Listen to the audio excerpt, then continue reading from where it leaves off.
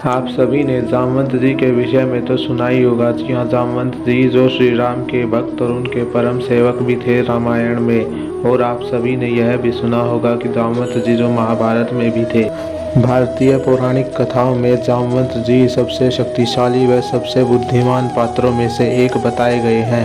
वह ऋष कुल के थे और उनका स्वरूप एक ऋष की बात ही था और उन्होंने श्री हरि नारायण के लगभग सभी 9 अवतारों के दर्शन कर लिए थे। उनकी शक्ति, बुद्धि और वीरता का उल्लेख विभिन्न ग्रंथों में किया गया है और उनकी महानता और शक्तियों का वर्णन निम्नलिखित पहलुओं में किया जा सकता है। जामवंत जी के जन्म की कथा कुछ इस प्रकार है। पौराणिक कथाओं के अनुसार कहा जाता है कि जब देवता और असुर अमृत के लिए समुद्र मंथन कर रहे थे तब ब्रह्मा जी ने जामवंत जी को उत्पन्न किया था। कहते हैं कि जामवंत जी ने समुद्र मंथन के समय अमृत की रक्षा की थी और यहीं से उनके दिव्य और अद्वितीय होने का प्रमाण मिलता है। जामवंत जी के अतुलनीय बल और उनकी गति का प्रमाण हमें इस प्रकार मिलता है जब उन्होंने सूर्यदेव के चारों ओर 7 बार चक्कर लगाया था। इस प्रकार हम यह कह सकते हैं कि वह केवल बलवान ही नहीं थे अपितु दृढ़ निश्चय और तेज गति वाले भी थे। रामायण में जामवंत जी की एक महत्वपूर्ण भूमिका थी। वह केवल श्री राम के भक्त ही नहीं अपितु उनकी वानर सेना के और उनके सहयोगी भी थे।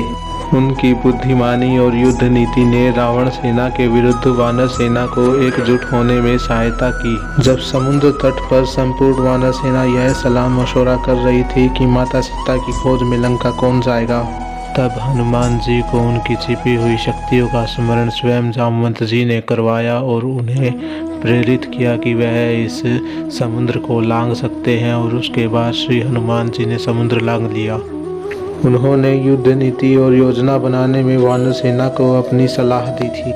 रावण के खिलाफ युद्ध में जामवंत जी ने अपनी शक्तियों का भरपूर उपयोग किया और उन्होंने श्री राम की सहायता भी की और साथ में उन्होंने वानर सेना का उत्साह और शक्तियाँ भी बढ़ाई। कहते हैं कि जामवंत जी के होने से वानर वीरों का उत्साह बढ़ जाता था।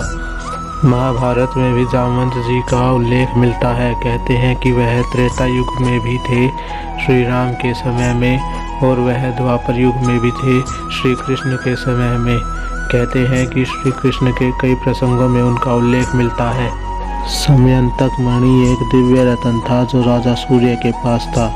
किसी गलतफहमी की वजह से श्री कृष्ण पर इसे चुराने का आरोप लगा था। समयंतक मणि जामवंत जी के पास थी और कहते हैं कि जब श्री कृष्ण जामवंत जी से वह मणि लेने के लिए गए तो उन्होंने जामवंत जी से 28 दिनों तक युद्ध किया था। यह युद्ध इस बात का प्रमाण था कि जामवंत जी कितने शक्तिशाली थे, क्योंकि जामवंत जी को स्वयं श्री कृष्ण जो कि श्री हरि नारायण के परम अवतार थे वो भी नहीं हरा पाए थे। श्री कृष्ण के साथ युद्ध होने के पश्चात और कोई निर्णय न निकलने के पश्चात जामवंत जी को अपनी भूल का आभास हुआ और उन्होंने अपनी भूल को सुधारने के लिए जामवंती जो उनकी पुत्री थी उनका विवाह श्री कृष्ण से करवाने का निश्चय किया और साथ ही जामवंत जी ने श्री कृष्ण को वह मणि भी लौटा दी थी। जामवंत जी की दीर्घायु और अमरता उन्हें बाकी के सभी अष्ट चिरंजीवियों से अलग करती है और कहा जाता है कि वे कलयुग के शुरुआत तक जीवित थे।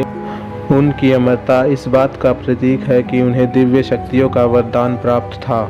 वे भगवान राम और भगवान श्री कृष्ण दोनों के प्रति अपनी भक्ति और कर्तव्य निष्ठा के लिए प्रचलित हैं। उनकी शक्ति केवल शारीरिक नहीं थी, वे मानसिक रूप से भी अद्वितीय थे। कहते हैं कि उनकी रणनीतियों और उनकी सलाह पर ही वानर सेना सब कुछ करती थी। जामवंत जी को ऋषराज कहा जाता है। इसका अर्थ है कि भालुओं का राजा, जिससे हमें यह पता चलता है कि उन्हें अपनी प्रजा में बहुत अधिक सम्मान प्राप्त था। उनकी रणनीति और उनके विचारों ने वानर सेना की कई समस्याओं को सुलझाया था और कई कठिनाइयों का हल भी किया था। उन्होंने कई युगों तक भगवान विष्णु के अवतारों के साथ सहकर्मी कार्य भी किए हैं, जो उनकी आध्यात्मिक महानता को दर्शाता है।